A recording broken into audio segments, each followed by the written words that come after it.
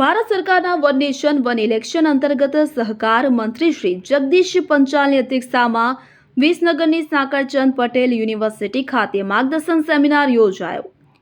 તો વિકસિત ભારતના દ્રઢ સંકલ્પ સાથે ભારત સરકારના એક રાષ્ટ્ર એક ચૂંટણી પ્રકલ્પ અંતર્ગત વિસનગરની Sakarchand Patel university open air theatre ખાતે સહકાર મંત્રી શ્રી જગદીશભાઈ વિશ્વકર્માની અધ્યક્ષતામાં વન નેશન વન ઇલેક્શન વિષય પર માર્ગદર્શન સેમિનારનું આયોજન કરવામાં આવ્યું હતું। આજના કાર્યક્રમમાં એસકે યુનિવર્સિટીના ચેરમેન પ્રકાશ પટેલે જણાવ્યું હતું કે અમારી યુનિવર્સિટીના તમામ ફેકલ્ટીના પ્રોફેસર વિદ્યાર્થીઓ સહિત સમગ્ર યુનિવર્સિટી પરિવાર દ્વારા કેન્દ્ર સરકારના વન નેશન વન ઇલેક્શનને સંપૂર્ણ સમર્થન છે।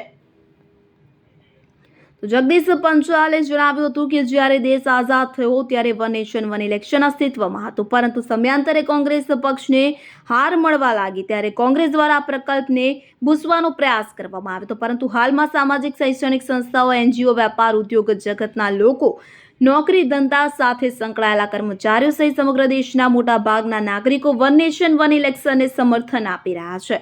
તેમણે વધુમાં ઉમેર્યું હતું કે રાજ્ય અને દેશમાં અલગ અલગ સમયે વારંવાર કરવામાં આવતી ચૂંટણીઓને કારણે લાખો લોકોના માનવ કલાકો, સમય અને નાણાંનો બેફામ વ્યય થઈ રહ્યો છે, ત્યારે દેશના 85% કરતાં વધુ લોકો વન નેશન વન ઇલેક્શનના સમર્થનમાં છે। આ પ્રસંગે મહેસાણા જિલ્લા ભાજપ પ્રમુખ ગિરીશ રાજગોર, મહેસાણા જિલ્લાના પૂર્વ સાંસદ મહેસાણા શારદાબેન પટેલ, એસકે યુનિવર્સિટીના vice chairman Chandrakant Patel, provost doctor Prafulkumar Udani, registrar doctor Parimal Trivedi, યુનિવર્સિટીના વિવિધ ફેકલ્ટી ડીન, પ્રોફેસર્સ તેમજ વિસનગરના સામાજિક રાજકીય અગ્રણીઓ ઉપરાંત નગરજનો મોટી સંખ્યામાં ઉપસ્થિત રહ્યા હતા।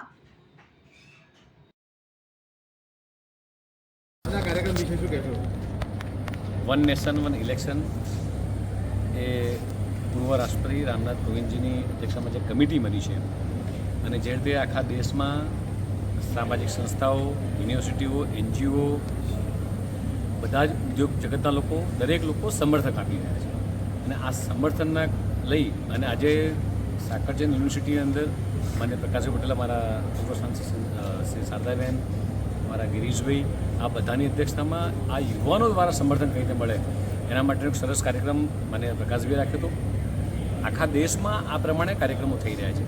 વન નેશન વન ઇલેક્શન એ જ્યારે દેશ આઝાદ થયો ત્યારે ઓલરેડી એ અસ્તિત્વમાં હતો।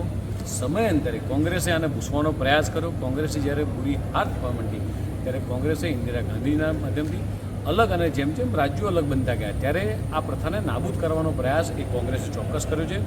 ભારતીય જનતા પાર્ટીની સરકાર દ્વારા 1984ની અંદર આનું સૌથી પહેલું સમર્થન આપવામાં આવ્યું હતું। ત્યારબાદ ભારતીય જનતા પાર્ટીના અમારી એનડીએની સરકાર દ્વારા અને અમારા મેનિફેસ્ટોની અંદર પણ વન નેશન વન ઇલેક્શનને સમર્થન આપવામાં આવ્યું છે અને જે વાયદાઓ દેશના યશસ્વી વડાપ્રધાન માન્ય મોદી સાહેબ જે વાયદા કરે છે, ભારતીય જનતા પાર્ટી જે વાયદા કરે છે એને પરિપૂર્ણ કરતી હોય છે અને મેનિફેસ્ટોની અંદર જે વાત હતી એ વાતને લઈ અને સાથે સાથે ઉચ્ચ સ્તરીય જે કમિટી બની એ કમિટીમાં રામનાથ કોવિંદજીથી માંડી હરેશ સાલ્વે જેવા સિનિયર એડવોકેટ્સથી માંડી અને બધા લોકોની જે કમિટી બની, અલગ અલગ કન્ટ્રીની અંદર પણ આનો પ્રવાસ થયો છે। અલગ અલગ કન્ટ્રીમાં જાપાન છે, સ્વીડન છે, જર્મની છે, જે કન્ટ્રીની અંદર વન નેશન વન ઇલેક્શન થઈ રહ્યું છે અને એના કારણે કેટલા બધા માનવ કલાકો જેની જે બચત થઈ રહી છે, કરોડો રૂપિયાની જે બચત થઈ રહી છે, આ બતાવવાનો પ્રયાસ કર્યો છે અને આના જ કારણે આખા દેશના જે સામાજિક સંસ્થાઓ હોય, યુનિવર્સિટી હોય અને જનમાનસ લગભગ 85% કરતાં વધારે લોકો આ વન નેશન વન ઇલેક્શનના સમર્થનમાં છે।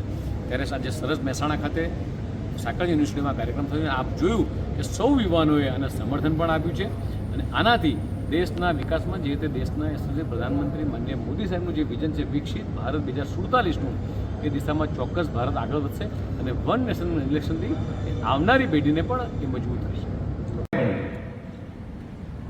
જેટલા યુવાનો અહીંયા બેઠા છે એ યુવાનોને પૂછીશ કે આ 10 વર્ષની અંદર કેન્દ્રમાં એનડીએની સરકાર ચાલે છે, દેશના યશસ્વી પ્રધાનમંત્રી નરેન્દ્ર મોદીજી હેઠળ જે સરકાર ચલાવી રહ્યા છે એના આગળના 60-65 વર્ષની વાત કરીએ તો માત્ર કોંગ્રેસ પાસે A થી Z સુધી લખાયેલા તમામ કૌભાંડો એ એમના નામે છે। ખાલી ABCD નહીં પણ A થી Z સુધી 26 આંકડા ભરાઈ જાય એવા તમામ કૌભાંડો એક કોંગ્રેસની સરકારમાં મિત્રો થયા છે અને દેશના યશસ્વી પ્રધાનમંત્રીએ આપણને વિરાસતમાં વારસાની અંદર એક વિકસિત ભારતનું સ્વપ્ન 2047 નું વિકસિત ભારતનું સ્વપ્ન આપણને બધાને મિત્રો આપ્યું છે. અહીંયા બેઠેલા યુવાનોને મારે કહેવું છે, હો જાઓ તૈયાર સાથીઓ, આપણે વિકસિત ભારતની દિશામાં આપણે બધા ખભાથી ખભા મિલાવીને મિત્રો આગળ વધવાનું છે. અને એના માટે હું એકલો નહીં પણ મારી સામે બેઠેલા યુવાનોની જરૂર છે. દેશના સભ્ય પ્રધાનમંત્રી નરેન્દ્ર મોદીજીએ કીધું છે કે મારે 1 લાખ યુવાનો જોઈએ છે. આખા દેશભરમાંથી આવા 1 લાખ યુવાનો આવશે તો વિકસિત ભારતને કોઈ નહીં રોકી શકે આખા પૃથ્વી ઉપર. અને 1 લાખ યુવાનો આવશે ક્યાંથી? તો મારે કહેવું છે કે મારી સામે બેઠેલો તમામ યુવા એ વિકસિત ભારતની દિશામાં એ આગળ વધે. વન નેશન વન ઇલેક્શનના આર્કિટેક્ટ આ પરિકલ્પના એ કોને હતી? સરદાર વલ્લભભાઈ પટેલ જ્યારે ગુજરાતમાં હતા અને ત્યારે આપણને સૌને ગૌરવ થાય કે વન નેશન વન ઇલેક્શન આ અમૃત કાળમાં જ્યારે નવી ઊંચાઈ પર આપણે દેશના આર્કિટેક્ટ વિકસિત ભારતના આર્કિટેક્ટ માનનીય મોદી સાહેબ જ્યારે ગુજરાતમાં છે ત્યારે આ એમની પરિકલ્પના કરી છે. દેશના દરેક વર્ગને મિત્રો સશક્ત કરવો, દેશના દરેક વર્ગને મજબૂત કરવો, રાષ્ટ્રને મુખ્ય ધારામાં જોડવા સંકલ્પ કરવો અને ચૂંટણીના લોક પર્વને એ સારી રીતે ઉત્સવ જે મિત્રો ઉજવવો અને આ પર્વનું સુચારું સંચાલન કરવું, માને આ બધા જે વિચારો એ મને મોદી સાહેબ થોડો હજી તમને બેકેન્ડમાં લઈ જાઓ, પાછળ લઈ જાઓ. હજી હિસ્ટોરિકલ ડેટ ઓફ ટાઈમ જેટલા મિત્રો પાસે ડાયરીઓ લખી રાખજો કે વન નેશન વન ઇલેક્શનની હિસ્ટ્રી ઓફ ધ ડેટ જે કહેવાય આ ક્યારથી શરૂ થઈ છે, આજકાલની નથી થઈ.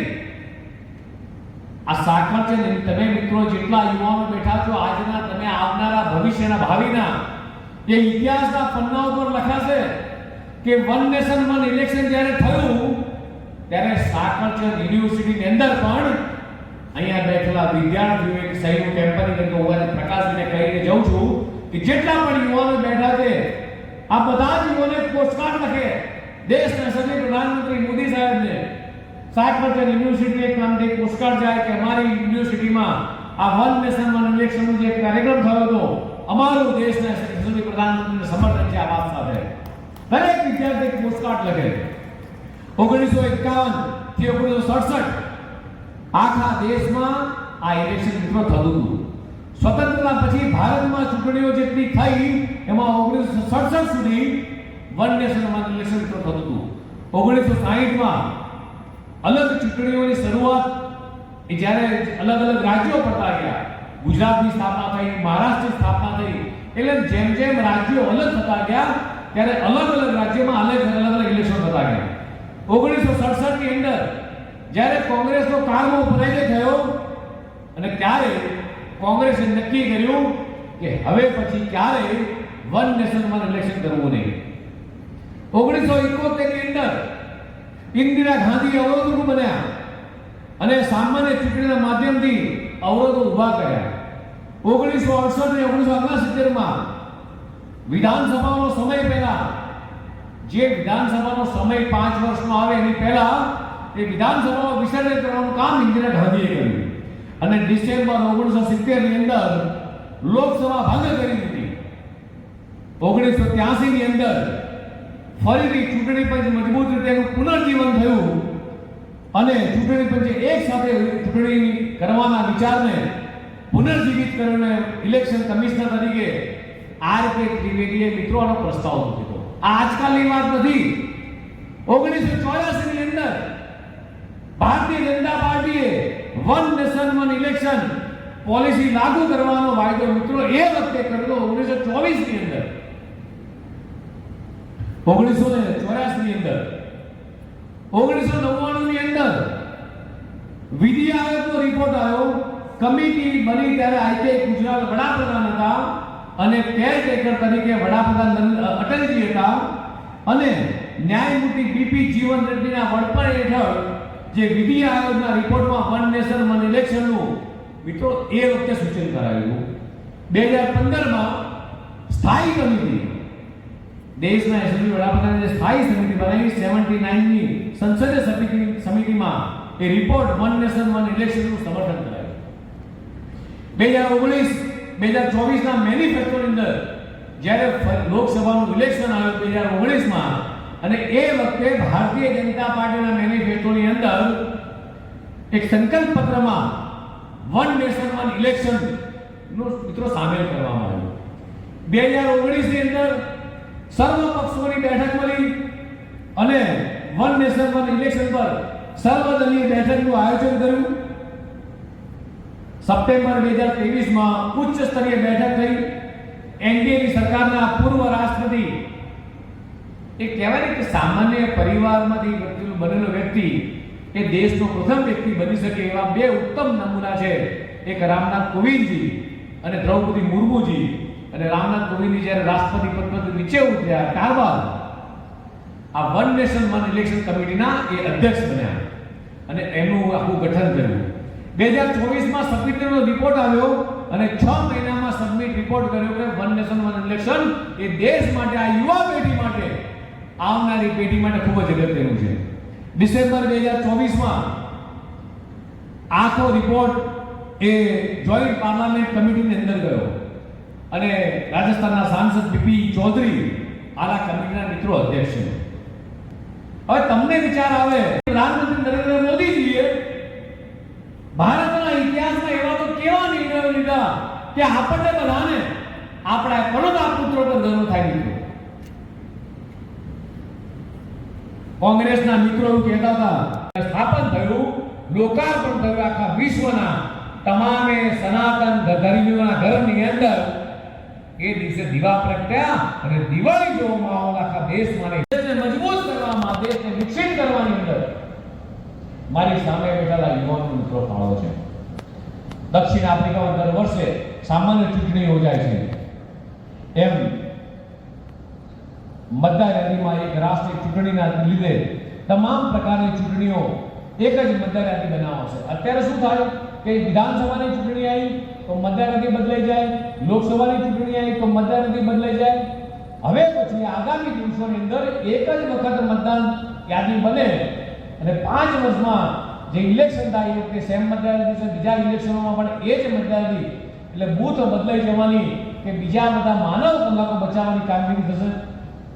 અને જે કન્ફ્યુઝન હોવા લાગે કે મારું મતદાન ક્યાં કરવા જવાનું છે, એ મતદાનના કન્ફ્યુઝન હોવા લાગે મિત્રો, એ દિશામાં આપણે આગળ કામ કરીએ. જે 2047નું જે દ્રષ્ટિકોણને સાકાર કરતું આ મિત્રો સપનું એ મારી સામે બેઠેલો યુવાન જ્યારે પૂરો કરવા જઈ રહ્યો ત્યારે એ ભારતના જીડીપીમાં 1% સુધીનો ગ્રોથ એ માત્ર ને માત્ર ઇલેક્શન એક થશે ને એમાં ભારતના જીડીપીમાં મિત્રો ફરક પડવાનો છે. હાઈ લેવલ કમિટીએ ભલામણ तो व्हाट्सएप, ट्विटर, फेसबुक, इंस्टा जहाँ भी आपका अकाउंट है, इसे शेयर बटन के द्वारा वहाँ पर शेयर करें.